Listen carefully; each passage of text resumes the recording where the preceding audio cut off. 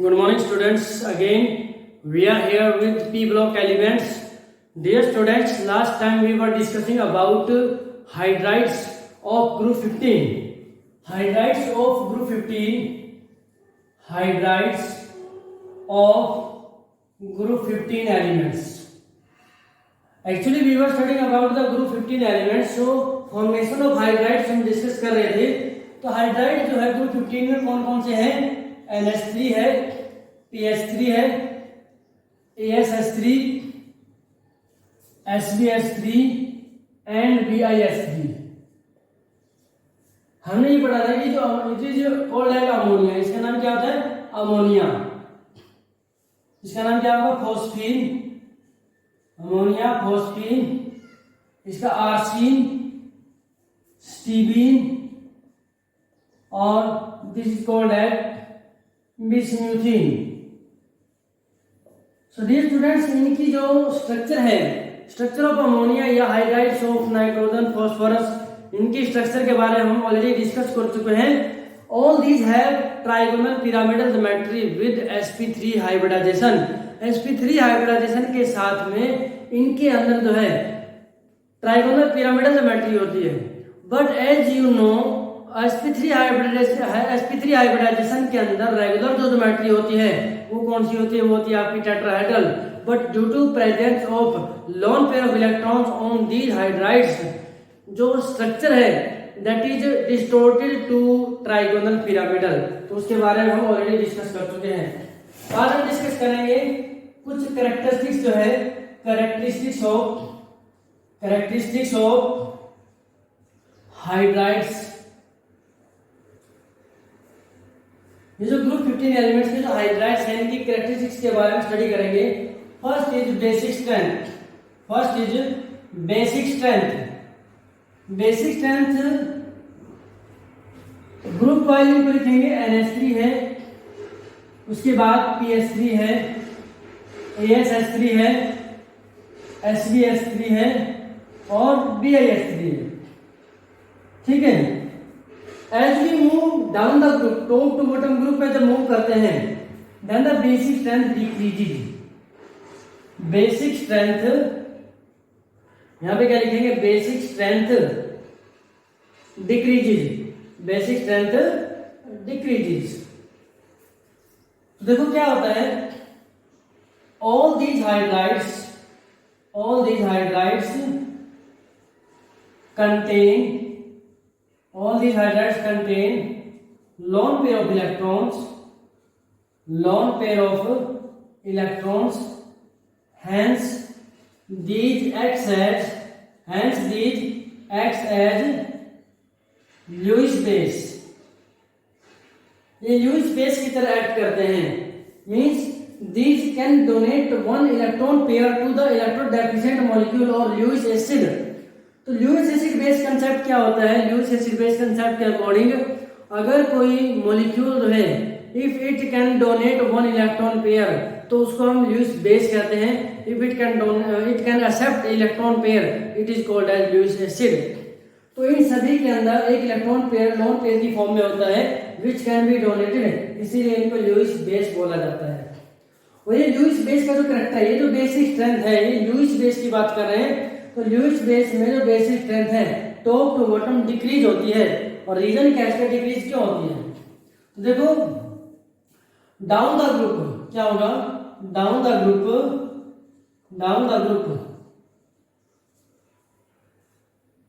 From nitrogen to bismuth. Nitrogen से bismuth क्या होगा? Electron donating ability decreases. Electrons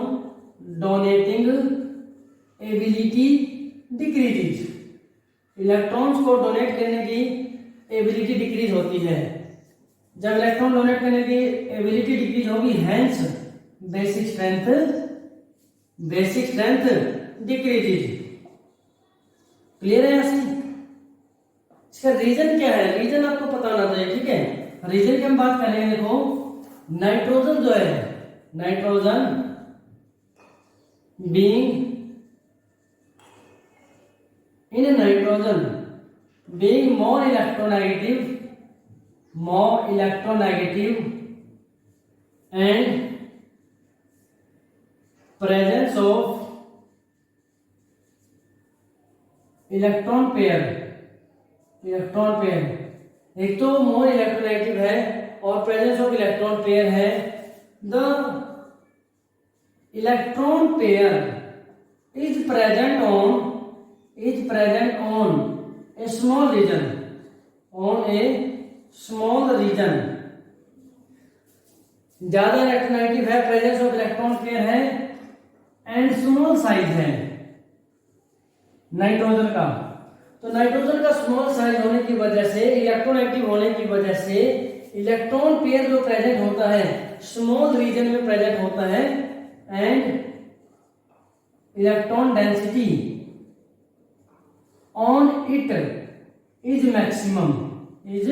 maximum, यानी कि जो नाइट्रोजन है उसको स्मॉल रीजन के अंदर इलेक्ट्रॉन पेयर प्रेजेंट होगा, इलेक्ट्रॉन डेंसिटी जो होती है स्मॉल रीजन में मैक्सिमम प्रेजेंट होती है, so it can donate easily, so it can donate electron density easily electron density को डोनेट कर सकता है, इसीलिए इसके अंदर जो है इलेक्ट्रॉन डोनेटिंग एबिलिटी ज्यादा है, बेस स्ट्रेंथ ज्यादा है।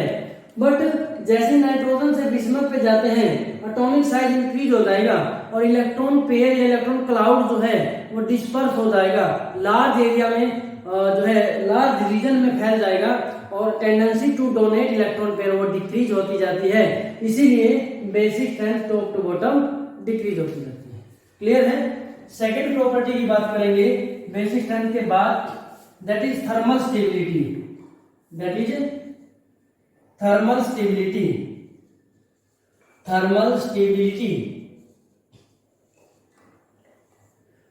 स्टेबिलिटी का मतलब होता है कि थर्मली अगर कंपाउंड को हीट किया जाए तो वो ब्रेक डाउन इजीली होगा या नहीं होगा, थर्मल स्टेबिलिटी होती है। यानी कि in presence of heat molecule के ऊपर क्या इफेक्ट होता है, वो थर्मल स्टेबिलिटी होती है। तो थर्मल स्टेबिलिटी जो है ये टॉप टू बॉटम इंक्रीजेज। क्या होता है? Thermal stability decreases, thermal stability top to bottom decreases, गलत बोला है, increases. Thermal stability top to bottom decrease होती है। रीजन क्या होता है? देखो नाइट्रोजन से सभी हाइड्राइड्स में नाइट्रोजन है, फास्फोरस है, आर्सेनिक एलिमेंट का हाइड्रोजन के साथ बॉन्ड है। अब nitrogen being small in size, hydrogen भी स्मॉल इन साइज है, तो बॉन्ड फॉर्मेशन जो कि प्रॉपर ओवरलैप की वजह से स्ट्रॉन्गर बॉन्ड बनेगा, नाइट्रोजन हाइड्रोजन का बॉन्ड बनता है। बट जैसे ही मूव करते हैं top to bottom, atomic size largely increases, so there is large difference in atomic size between element and the hydrogen, the bond formed is weak, so as a result thermal stability decreases, because from nitrogen to bismuth क्या होता है, atomic size increase होगा, तो उस case में क्या होगा, atomic size increase होगा, though the bond between element and hydrogen will be weaker। कैसा बॉन्ड बनेगा? वीकर। किस वजह से? Due to large size difference, तो बॉन्ड वीक होगा तो थर्मली क्या होगा, वो लेस स्टेबल होगा। So top to bottom thermal stability decrease होती है, इसीलिए NH3 क्या है, ज्यादा स्टेबल है, और नीचे की तरफ जाते हैं तो थर्मल स्टेबिलिटी डिक्रीज होती जाती है। क्लियर है? थर्ड पॉइंट हम बात करेंगे रिड्यूसिंग कैरेक्टर। ऑर्डर इसी तरीके से याद रखना, पेपर में कैसे देंगे थर्मल स्टेबिलिटी ऑर्डर अगर लिखना हो तो हम ऐसे लिखेंगे ऑर्डर, NH3 ज्यादा स्टेबल है, उसके बाद PH3 लेस स्टेबल है थर्मली, उसके बाद ASH3 है, देन SbH3 है, और सबसे लास्ट में क्या है, BiH3 है। तो एग्जाम में ऐसे ऑर्डर लिखकर पूछा जाता है, इंक्रीजिंग या decreasing order of thermal stability. ये क्या है, थर्मल स्टेबिलिटी का डिक्रीजिंग ऑर्डर है। इंक्रीजिंग पूछा जाए उस केस में ये क्या है, थर्मल स्टेबिलिटी डिक्रीज होती जा रही है। इंक्रीजिंग पूछा जाए उस केस में उल्टा हो जाएगा, BiS3 उस केस में उल्टा साइन लगा देंगे, SbS3 उसके बाद AsH3 उसके बाद PS3 और लास्ट में NH3। तो this is the increasing order of thermal stability. ये कौन सा है, decreasing order of thermal stability, और ये कौन सा है, increasing order of thermal stability. तो इसी चीज अगर ये चीज टॉप टू बॉटम अगर आपको क्लियर पता है तो टॉप टू बॉटम इंक्रीजिंग है या डिक्रीजिंग है तो उसके अकॉर्डिंग इस ऑर्डर में आप इस तरीके से आप लिख सकते हैं। थर्ड पॉइंट की अगर बात करते हैं, that is reducing character. Third point is reducing character. Reducing character, reducing character जो है टॉप टू बॉटम, ये देखो ये रिड्यूसिंग कैरेक्टर जो होता है टॉप टू बॉटम जो है रिड्यूसिंग कैरेक्टर इंक्रीज होते हैं। क्यों, थर्मल स्टेबिलिटी डिक्रीज होगी, रिड्यूसिंग कैरेक्टर इंक्रीज होगा। सो थर्मल स्टेबिलिटी और reducing character, reducing character, reducing character depends upon, किसके ऊपर डिपेंड करता है, depends upon thermal stability. Thermal stability तो क्या होगा, greater the thermal stability, greater the thermal stability, greater the thermal stability, जितनी ज्यादा थर्मल स्टेबिलिटी इंक्रीज हो, less will be reducing character. Greater the thermal stability, less will be reducing character, less will be reducing character. यानी कि thermal stability और reducing character एक दूसरे के opposite होते हैं। दूसरे वे में ऐसे लिख सकते हैं, ग्रेटर द थर्मल अनस्टेबिलिटी, उल्टा लिख दिया, ग्रेटर द थर्मल अनस्टेबिलिटी। तो thermal instability, thermal unstability, stability नहीं, thermal unstability, greater will be reducing character, greater will be reducing character. Thermal unstability ज्यादा होगी तो रिड्यूसिंग कैरेक्टर ज्यादा होगा। तो ऊपर से नीचे हमने देखा थर्मल स्टेबिलिटी डिक्रीज होती है, यानी कि थर्मल स्टेबिलिटी तो डिक्रीज है, थर्मल अनस्टेबिलिटी इंक्रीज है। तो यहाँ पे इसके ऊपर साइड में लिख सकते हैं, thermal instability, thermal instability increases है। तो थर्मल अनस्टेबिलिटी डायरेक्टली किसके ऊपर है, रिड्यूसिंग कैरेक्टर के, तो reducing character increases, reducing character increases. तो ऑर्डर क्या बनेगा, ऑर्डर देखो क्या बनेगा, ऑर्डर हो जाएगा थर्मल स्टेबिलिटी रिड्यूसिंग कैरेक्टर का इंक्रीज होगा, तो टॉप टू बॉटम तो इंक्रीज होता है, तो NH3, उसके बाद PS3 है, उसके बाद AsH3 है, देन SbH3 है, देन BiS3 है। तो थर्मल स्टेबिलिटी ना सॉरी रिड्यूसिंग कैरेक्टर का ऑर्डर है, ये क्या है, ऑर्डर ऑफ रिड्यूसिंग कैरेक्टर, ठीक है। अब जो अमोनिया है वो थर्मली स्टेबल है, but thermal stability reducing character के अपोजिट है, तो थर्मली ज्यादा स्टेबल है अमोनिया, तो ये क्या होगा, लेस रिड्यूसिंग एजेंट है, ठीक है।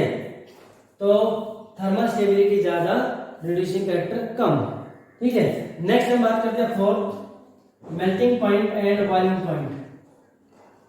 Melting point and boiling point, सबसे पहले बहुत इंपॉर्टेंट बात हम डिस्कस करेंगे।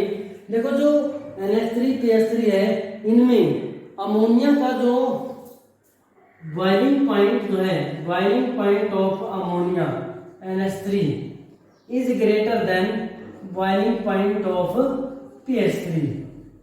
अमोनिया का बॉइलिंग पॉइंट PS3 से ज्यादा होता है।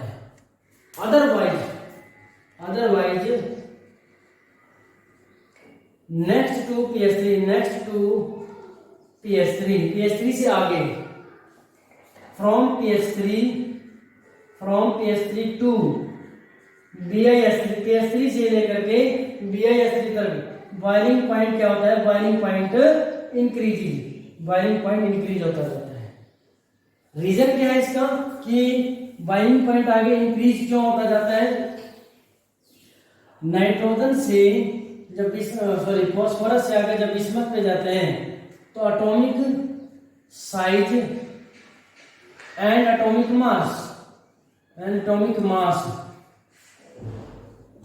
दोनों इंक्रीज होते जाते हैं।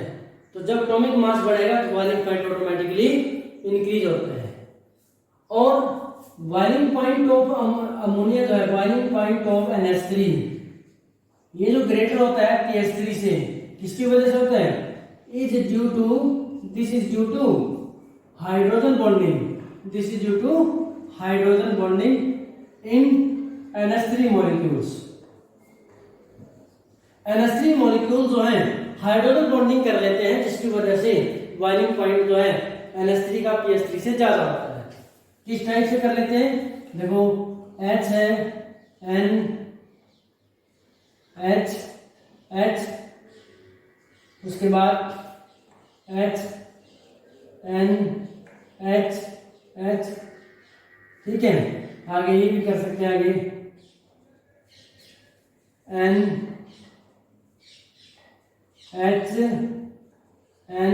H, उसके बाद H and so on। तो due to presence of this hydrogen bonding की कंडीशन क्या है? एलिमेंट नाइट्रोजन, ऑक्सीजन और क्लोरीन तीनों में से किसी एक का हाइड्रोजन के साथ अगर हाइड्रोजन के साथ अट्रैक्शन होता है तो उसको हाइड्रोजन बॉन्डिंग बोलते हैं। तो ये जो डॉटेड लाइन है ये हाइड्रोजन बॉन्डिंग है, हाइड्रोजन बॉन्ड होता है। क्लियर है? नेक्स्ट पॉइंट अब बात करते हैं अब सॉल्युबिलिटी की। इसकी बात करेंगे सॉल्युबिलिटी। अमोनिया जो होता है NH3 जो है being more polar, NH3 being more polar is soluble in water, NH3 being more polar, NH3 ज्यादा पोलर होने की वजह से वाटर में सोल्यूबल होता है। ठीक है। अदरवाइज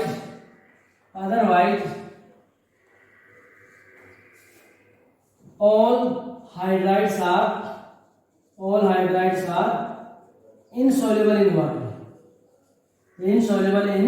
water, यानी कि NH3 अमोनिया जिसमें हाइड्रोजन बॉन्डिंग बना लेता है वाटर मॉलिक्यूल के साथ, इसीलिए ज्यादा पोलर है। नाइट्रोजन का NH जो बॉन्ड है वो ज्यादा पोलर होता है, डाइपोल मोमेंट NH3 की ज्यादा होती है, जिस वजह से मॉलिक्यूल पोलर होता है। पोलर होने की वजह से ये पोलर मॉलिक्यूल वाटर के साथ में इजीली जो है हाइड्रोजन बॉन्डिंग बनाता है और ये उसमें सोल्यूबल होता है। तो रीजन क्या होता है? देखो कि सोल्यूबिलिटी का रूल होता है like dissolve like.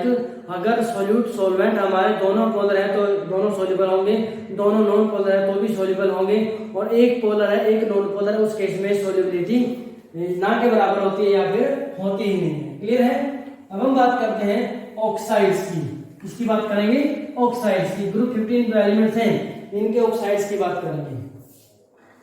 Oxides of group 15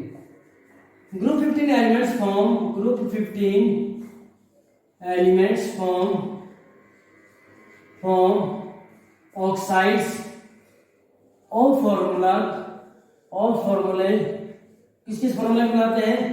E2O3 and E2O5, इसका मतलब क्या होगा? ट्राईऑक्साइड्स है, और ये क्या है? पेंटाऑक्साइड्स।